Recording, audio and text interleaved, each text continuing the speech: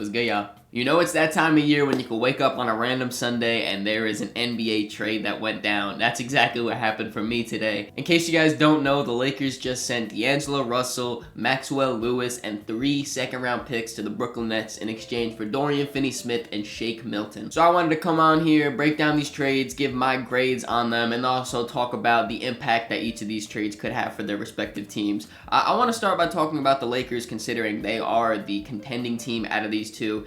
I give this a B+ grade for the Lakers. They kind of were looking to move D'Angelo Russell since like the first week of the season, it seemed like. D'Lo was pretty disappointing on all assets of the game, pretty much.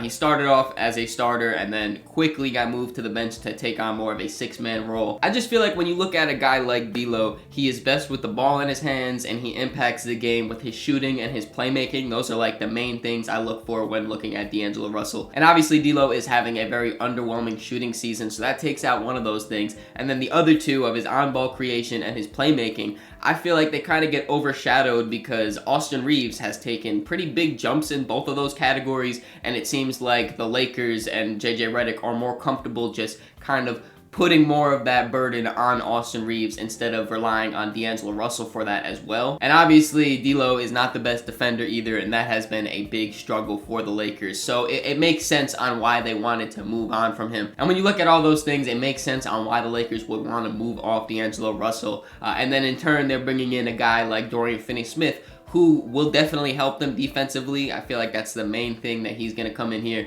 He is your prototypical 3-and-D wing type of guy, 6'7", so he has great size, and is a very versatile defender. He could guard pretty much 2 through 4, even some 5s, depending on what the matchup is on a night-to-night basis. And then also this season, he's shooting a career-high 43% from 3. Even beyond that, though, for his career, he's about a 36% shooter, so he is a reliable guy on those catch-and-shoots. Bron can get to the paint, kick it out to Dorian, and Dorian will knock that down. And I'm not really sure if Dorian's going to be coming off the bench or starting for the Lakers. I know they really liked having Max Christie in that starting lineup for right now.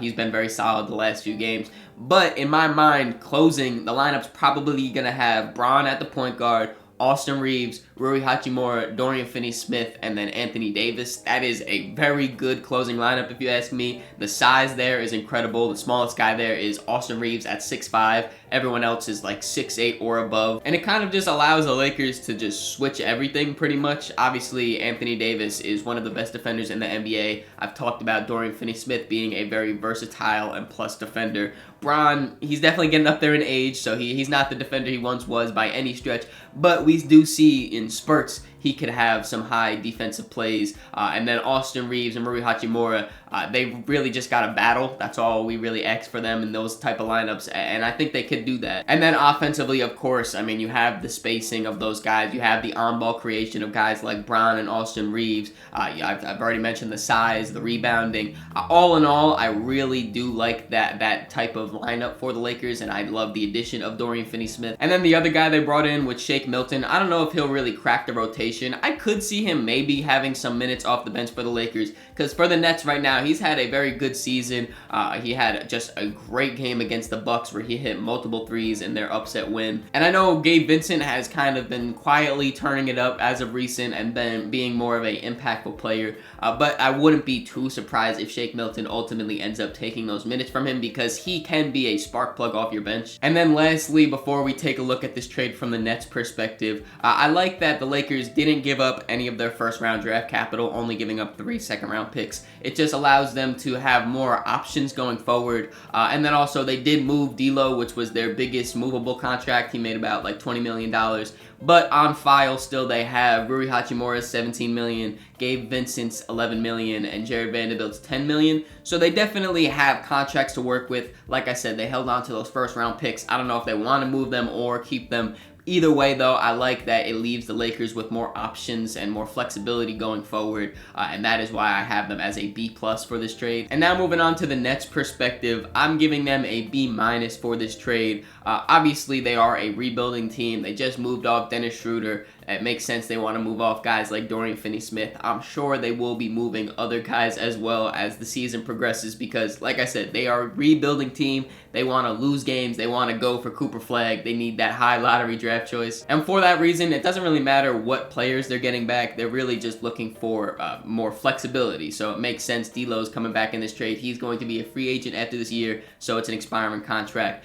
Maxwell Lewis, I'm pretty sure, is expiring as well. So they kind of just get to wipe their hands, get some more cap, and be more flexible. That's what I'm saying. That's the key right now. I think to a rebuilding team, you have to keep your flexibility and you have to get draft capital. We've seen the Nets do that in all of the trades they've made in this offseason and then now in this season as well. They get 3 more second-round picks. I think that's great. If I had one little nitpick, though, on this trade, I do think the Nets could have gotten at least 1 first-round pick for Dorian Finney-Smith.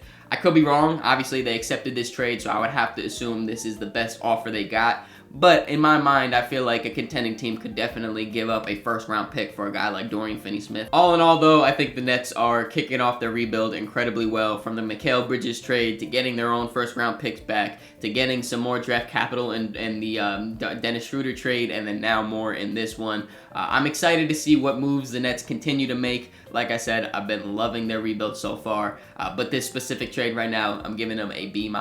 What do you guys think, though? Let me know in the comments below what you grade this trade for each team's perspective. Who do you think won the trade? I'm excited to hear what you guys think. Hope you guys enjoyed this video. If you did, make sure to leave it a like, subscribe so you don't miss the next one. In the description, there's links to all my social medias, so make sure you follow me on all those to keep up to date with me. Catch ya.